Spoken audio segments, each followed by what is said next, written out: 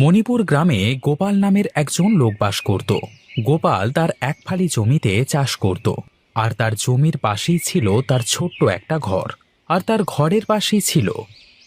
আরে গোপাল দাদা, বড্ড তেষ্টা পেয়েছে, আমাকে এক গ্লাস পানি খাওয়াবে দাদা? হ্যাঁ দাদা, কেন দেব না। চলো চলো, আমার সাথে আমার বাড়িতে চলো। এই গরমের মধ্যে তোমাকে ঠান্ডা পানি দিয়ে বেলের শরবত বানিয়ে খাওয়াবো। চলো চলো। কি বলছো কি? তোমার গাছের বেলের শরবত? হ্যাঁ গো দাদা, আমার গাছের বেলের শরবত খাওয়াবো তোমাকে।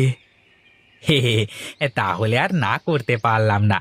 চলো চলো, তোমার গাছের বেলের যা স্বাদ, একবার খেলে মুখে লেগেই থাকবে।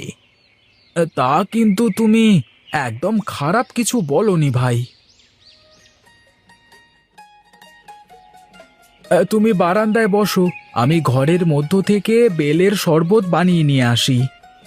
হ্যাঁ আচ্ছা ঠিক আছে, তাই যাও, আমি বসে আছি। আরে বাহ, কত বেল পেকে আছে! বেলের যা দাম, তাতে তো বেলগুলো বাজারে বিক্রি করলে অনেক টাকা পাওয়া যাবে। আরে কানাই দাদা, আমার বেল গাছের দিকে তাকিয়ে কি ভাবছো শুনি? কোথাও বেল চুরি করবার মতলব করছো না তো? আরে না না, কি যে বলো দাদা, বেল চুরি করতে যাব কেন? তোমার কাছে চাইলেই তো পাওয়া যায়, তাই না? আরে তাতে কিছু মনে করো না, আমি এমনিতেই মজা করছিলাম আর কি। সে আর বলতে হবে না, আমি তোমার মতলব জানি। হ্যাঁ, তোমাকে তো আর আজকে ধরে দেখছি না, তুমি বড্ড রসিকতা জানো। কি যে বলো দাদা, খেয়ে নাও খেয়ে নাও, শরবতটা খেয়ে নাও।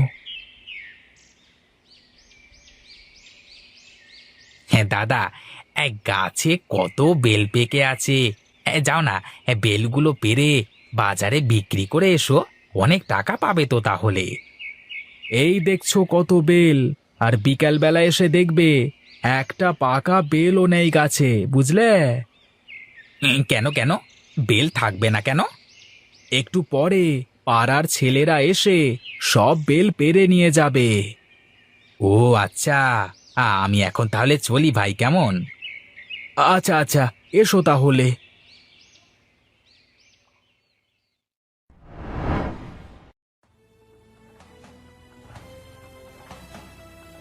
আরে গুপ্তচন্দ্র, তুই এসেছিস? আমি সেই কখন থেকে তোর জন্য অপেক্ষা করছিলাম। আয় আয়, এইদিকে এসে বস। তা বল, কি জরুরি কথা বলবি? তোমার সাথে তো আমার অনেক আগেই কথা হয়েছিল। তোমার গ্রামে আমার 10 বিঘা জমি লাগবে। তোমাকে তো আমি জমি দেখিয়ে দিয়েছি, তা তুমি বললে জমি কিনলে আমি তোমার নাম করে দেব। সবই তো ঠিক আছে, কিন্তু জমির শেষ প্রান্তে এক ফালি জমি আছে, ওই যে জমিটুকু আমার নামে করে দেওয়ার কথা ছিল, তার কি খবর? রামু, যা তো, তুই গিয়ে জমির মালিককে ডেকে নিয়ে আয়। আচ্ছা ঠিক আছে বাবু, আমি এখনই যাচ্ছি।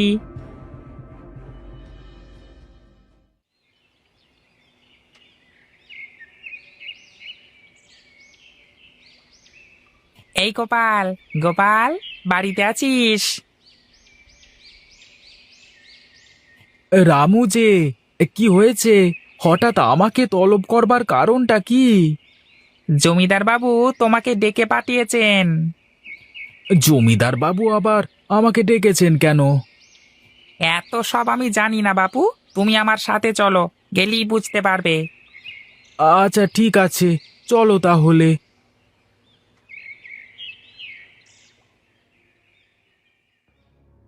কি হয়েছে বাবু, আমাকে ডেকেছেন আপনি? হ্যাঁ হ্যাঁ, তোকে ডেকেছি।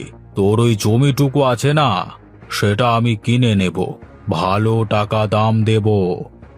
কালকে জমির কাগজপত্র নিয়ে চলে আসিস, কেমন?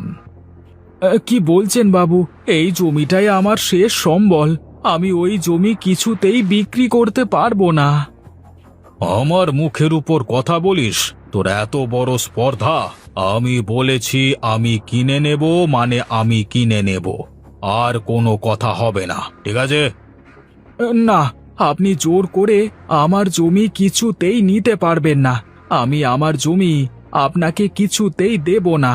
ওই জমি আমার প্রাণ।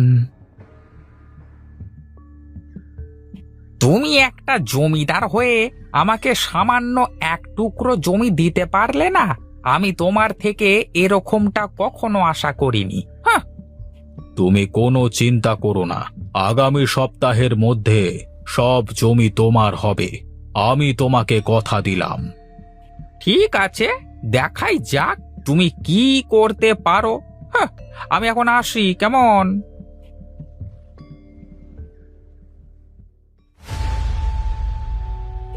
আহারে, কি করে হলো এসব? গোপাল ভাই বড্ড ভালো মানুষ ছিল গো। কিন্তু গোপাল ভাই আত্মহত্যা কেন করলো এটাই তো বুঝতে পারছি না। কি জানি, মানুষের মনের খবর তো আর বোঝা যায় না। চলো চলো, সবাই লাশটাকে নামিয়ে বেলগাছের তলায় মাটি দিয়ে রাখি। এরপর সবাই মিলে গোপালের লাশটাকে গাছের তলায় তাকে সমাধিস্থ করে সেখান থেকে সবাই চলে যায়। একদিন রাত্রিবেলায় হরি গোপালের বাড়ির সামনে রাস্তা দিয়ে হাঁটতে হাঁটতে যাচ্ছিল। একটি ছায়া তার পেছু পেছু হাঁটতে শুরু করে। হরি অনুভব করে তার পেছন পেছন কেউ হাঁটছে। সে পেছনে ঘুরে তাকাতেই দেখে পেছনে কেউ নেই। আরে, এটা কি হচ্ছে আমার সাথে? না না, আমি এসব কি ভাবছি? সবই মনে হয় আমার মনের ভুল। হরি এই সব তার মনের ভুল ভেবে আবারও সামনের দিকে হাঁটতে শুরু করে। হঠাৎ পেছন থেকে কেউ তার কাঁধে হাত দেয়। হরি আবারও পেছনে ফিরে তাকিয়ে দেখে তার পেছনে কেউ নেই। আরে, কি কি কি হচ্ছে আমার সাথে এসব? আমি স্পষ্ট অনুভব করলাম পেছন থেকে কেউ যেন আমার কাঁধে হাত দিল। না না, এটা আমার মনের ভুল হবে হয়তো। যাই যাই, দ্রুত হেঁটে বাড়িতে চলে যাই। এই বলে হরি সামনের দিকে ঘুরতেই দেখবে একটা বীভৎস চেহারার অবয়ব একদম ঠিক তার সামনে দাঁড়িয়ে আছে। চোখ বন্ধ করে চিৎকার করে উঠবে, আমাকে ছেড়ে দাও, আমাকে ছেড়ে দাও, আমি কিচ্ছু করিনি। ওরে বাবারে! চোখ খুলে দেখে তার সামনে কেউ নেই। কি রে রামু, কি হয়েছে তোর? তুই এত হাঁপাচ্ছিস কেন? বাবু, বাবু, ওই গোপাল ফিরে এসেছে। আমি ওকে দেখেছি, ওকে ওকে দেখেছি। কি বলছিস কি? হ্যাঁ, কে ফিরে এসেছে? গোপাল, বাবু, গোপাল, ওই বাবা! এই কি হলো রে রামু? এই এই, কে আছিস? কে কোথায় আছিস? তাড়াতাড়ি এদিকে আয়। কি হয়েছে বাবু? আবে, এই দেখ না, হরি মাথা ঘুরে পড়ে গেছে। ওকে তুলে বিছানার উপর শুয়ে দে। নীলকান্ত আর গনাই দুজনে মিলে হরিকে ধরে বিছানার উপরে শুইয়ে দেয়। এই গনাই, হরির মুখে পানি ছিটিয়ে দেখ, জ্ঞান ফেরে কিনা। পানি নিয়ে হরির মুখে ছিটিয়ে দিতেই হরির জ্ঞান ফিরে আসে। আমি আমি কোথায়? আমি, ওর বাবা মেরে ফেলবে! ও আমাকে ছাড়বে না, ও আমাকে মেরে ফেলবে, মেরে ফেলবে! ওরে বাবা!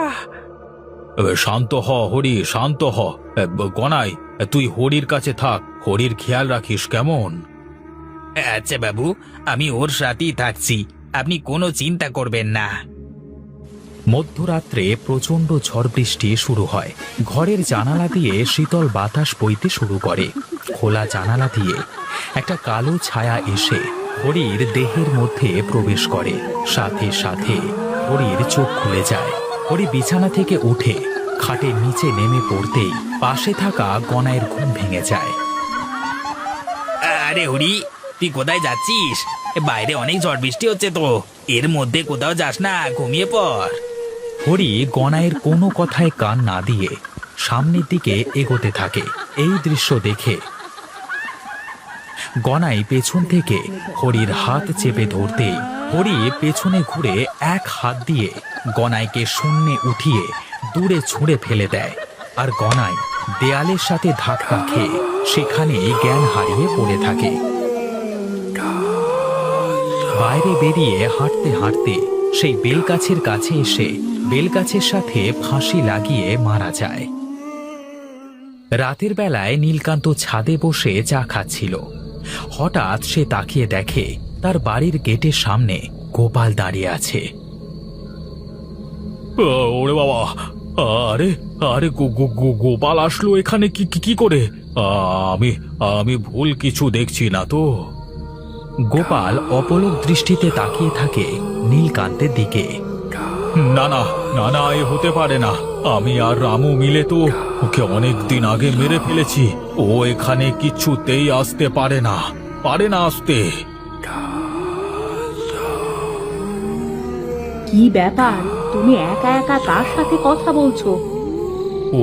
ওই দেখো, আমাদের বাড়ির গেটের সামনে গোপাল দাঁড়িয়ে আছে। কি বলছো? গোপাল তো অনেক আগেই মারা গেছে। গোপাল এখানে কি করে আসবে? ওই দেখো, বিশ্বাস না হলে গেটের সামনে তাকিয়ে দেখো। দেখো না, চোখে কি কানা নাকি? কোথায়? গেটের সামনে তো আমি কাউকে দেখতে পাচ্ছি না। নীলকান্ত গেটের সামনে তাকিয়ে দেখবে সেখানে কেউ নেই। আরে আরে, ও এখানেই তো ছিল, কোথায় গেল? এসব তোমার মনের ভুল। অনেক রাত হয়েছে, শোবে চলো। কি ব্যাপার, তুমি এত রাতে কাকে ফোন দিচ্ছ? হ্যালো বাবা প্রীতম, যদি তুই আমাকে জীবিত দেখতে চাস তাহলে যত দ্রুত পারিস বাড়িতে চলে আয়। কেন বাবা, তোমার হঠাৎ কি হয়েছে? তুমি এমন করছো কেন? আর কোনো কথা নয়, যত দ্রুত পারিস বাড়িতে চলে আয়। বাড়ি এসে বাকি কথা হবে। বাবা, কি হয়েছে তোমার? তুমি কালকে রাতে এভাবে আমাকে ফোন করলে কেন? তুই তুই আমার পাশে বস, আমি তোকে কিছু বলতে চাই।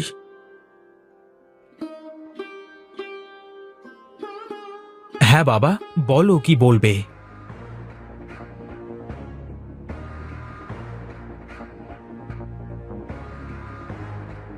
তার পরের দিন সকালে তো গোপাল আত্মহত্যা করেছিল, তাই না বাবা? না রে বাবা, আমি আর রামু মিলে গোপালকে মেরে ফেলেছিলাম।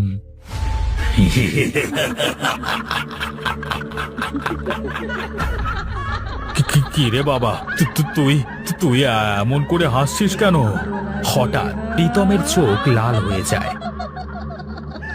প্রীতম এক হাত দিয়ে তার বাবার গলা উঁচু করে ধরে ফেলে, তার বাবাকে দূরে ছুঁড়ে ফেলে দেয়। আমি প্রীতম না, আমি গোপাল। তোর স্বামী আমাকে মেরে ফেলেছিল, তোর স্বামীকেও মরতে হবে। তুমি মাফ করে দাও আমার স্বামীকে, আমার ওপর দয়া করো। ও মরে গেলে আমাদের কি হবে? ওর অপকর্মের সাজা তুমি আমাদেরকে দিও না।